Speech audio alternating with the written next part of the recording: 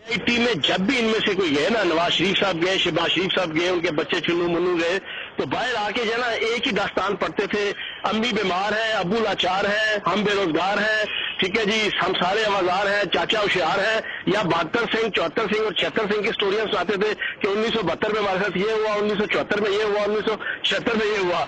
इन्होंने प्रूफ और रिकॉर्ड तो टके आने का कुछ नहीं दिया। और उसके बाद जब नवाज शरीफ साहब होके आए हैं, तो उसके बाद जब इनकी मीटिंग हुई प्राइम मिनिस्टर हाउस में, तो वहां पे सारी फोटो चली, सारी दुनिया ने देखी कि सारों के चेहरे उठे हुए थे, सारों के चेहरे लटके हुए थे। इनके पास कुछ भी नहीं है।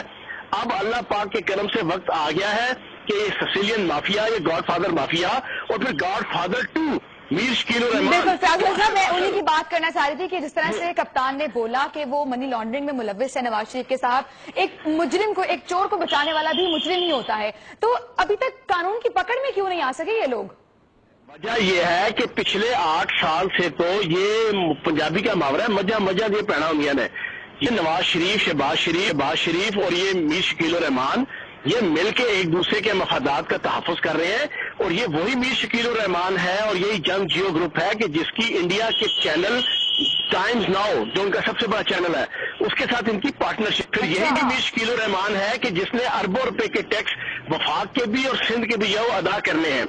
ये वही मीर शकील उर रहमान है और इसका जंग और जियो, और स्पेशली इनका जंग की आप डेली की कवरेज उठा के देख लें, पिछले 2 माह की डेली की कवरेज में इनके मैं नाम लेके बताऊंगा, इनके जो रिपोर्टर हैं, हर रिपोर्टर ने एक नई स्टोरी जीआईटी के खिलाफ, एक नई स्टोरी आईएसआई के खिलाफ, एक नई स्टोरी आर्मी के खिलाफ, और फिर स्पेशली वो जो तस्वीर लीक हुई है, आप पिछले 15 दिन की कवरेज जंग अखबार की देख लें, फ्रंट पेज के ऊपर स्पेशल तजरिए इनडायरेक्टली जो है वो आईएसआई और फौज को मलाइन किया जा रहा है कि जनाब आपकी जीआईटी, जुडिशल एकेडमी, ये सारा प्रोसेस जो है एक अदारा, और अदारा वो आर्मी है, वो इनडायरेक्टली वो सब उस पर पता चल रहा होता है कि किसके ऊपर क्रिटिसाइज कर रहे हैं। नहीं तो फयाजुल हसन साहब, ये सब ऐसा कर क्यों रहे हैं? क्या कुछ ले और दे की सियासत चल रही है? चल क्या रहा है? अंदर की बात क्या है?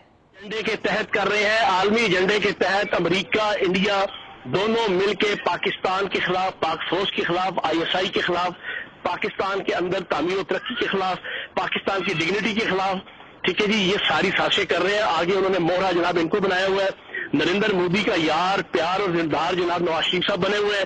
तो यही मीर शकील उर रहमान के भी मफादात हैं इंडिया के साथ, और इंडिया के साथ नवाज शरीफ साहब के भी मफादात हैं। ये मिल के जो है वो पाकिस्तान की तबाही और बर्बादी का जो है वो सामान कर रहे हैं और लोगों को बेवकूफ बना रहे हैं। लेकिन अल्लाह के यहाँ देर है, अंधेर नहीं है। अब वक्त आ गया है, इमरान खान और पीटीआई के कारकुनान की मेहनत की वजह से, मुशक्कत की वजह से, जिद्दोजहद की वजह से आज इंशाल्लाह 10 जुलाई को चौथी रिपोर्ट पेश होगी और आवाम को पता चल जाएगा और इंशाल्लाह ये अपने मंतकी अंजाम तक पहुंच जाएंगे इंशाल्लाह।